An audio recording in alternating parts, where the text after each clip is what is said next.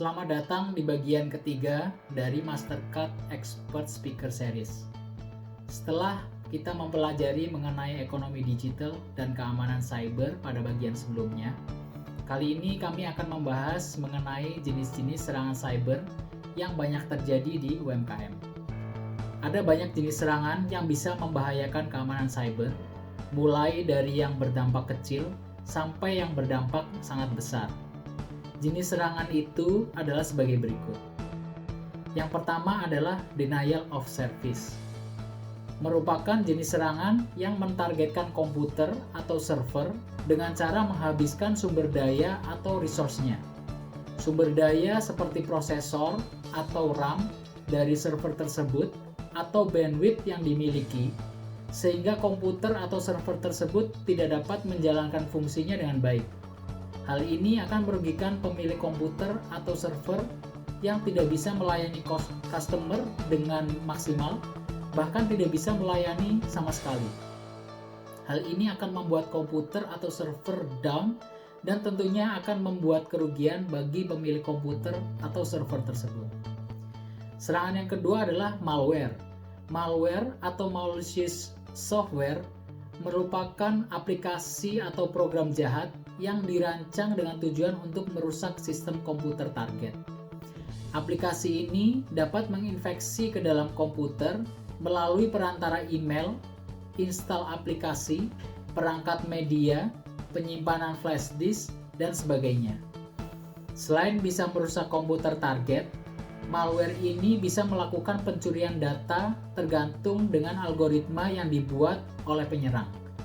Maka perlu hati-hati dengan meminjam flash disk, email spam, dan memasang aplikasi dari website yang tidak terpercaya. Serangan berikutnya adalah virus. Serangan virus merupakan ancaman yang tidak bisa dianggap sepele. Memang virus memiliki dampak yang berbeda-beda, mulai yang hanya menggandakan diri tanpa berbuat kerusakan, sampai yang bisa merusak file. Virus adalah program atau aplikasi yang dapat menggandakan dirinya sendiri tanpa diperintah oleh pemilik virus dan menyebar melalui media penyimpanan seperti flash disk, email, aplikasi yang diinstal, dan lain sebagainya. Serangan berikutnya adalah botnet. Kata botnet gabungan dari kata robot dan network. Botnet merupakan kumpulan aplikasi bot atau robot yang dikonfigurasi agar bisa berjalan secara otomatis dan remote dalam sebuah jaringan komputer. Setiap komputer atau host yang tergabung dalam suatu jaringan botnet akan mengoperasikan perintah dari penggerak botnet atau yang disebut botmaster. Botmaster menggerakkan botnet secara remote. Jika botmaster memiliki 1 juta botnet, maka dia bisa melumpuhkan suatu server jika melakukan permintaan layanan dalam satu waktu dan membuat server tersebut down. Serangan kelima adalah scareware. Scareware merupakan jenis program jahat atau malware yang dirancang untuk menipu korban agar melakukan sesuatu dengan menakut-nakuti akan bahaya yang ada pada komputernya. Korban bisa disuruh untuk mengunduh suatu aplikasi, membeli aplikasi, dan sebagainya. Biasanya, scareware ini membentuk pop-up yang memberitahukan bahwa komputer ada masalah. Pop-up yang muncul biasanya benar-benar menyerupai tampilan layar komputer, sehingga korban benar-benar percaya, kemudian melakukan yang diinstruksikan oleh penyerang. Untuk mencegahnya, maka perlu hati-hati saat membuka email dan menginstal aplikasi baru.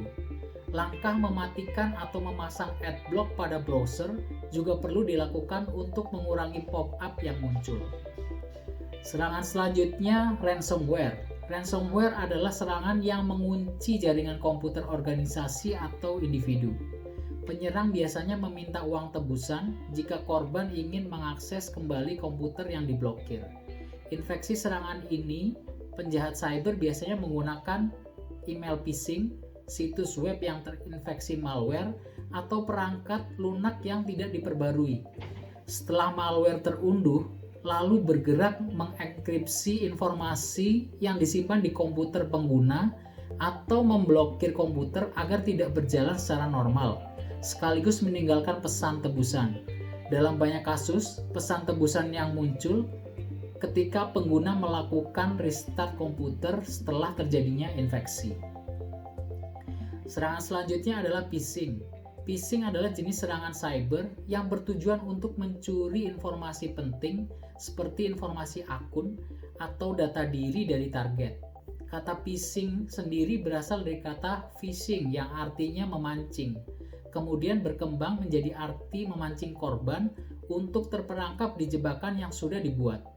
Phishing ini mencuri informasi penting berupa akun korban atau informasi lainnya yang kemudian digunakan untuk mengambil alih akun milik korban. Biasanya serangan ini dilakukan melalui email, bisa juga melalui website. Email dimodifikasi seperti email resmi dari komunitas, perusahaan, organisasi, dan sebagainya, sehingga target menjadi percaya.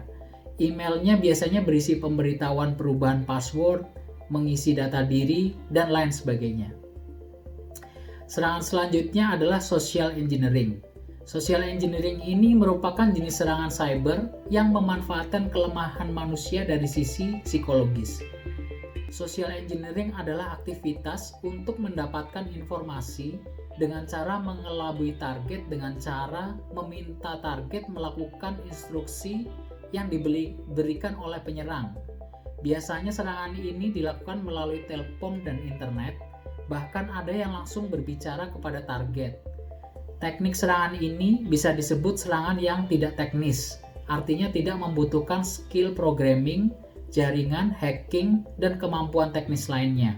Cukup berbekal keberanian dan lihai dalam berbicara.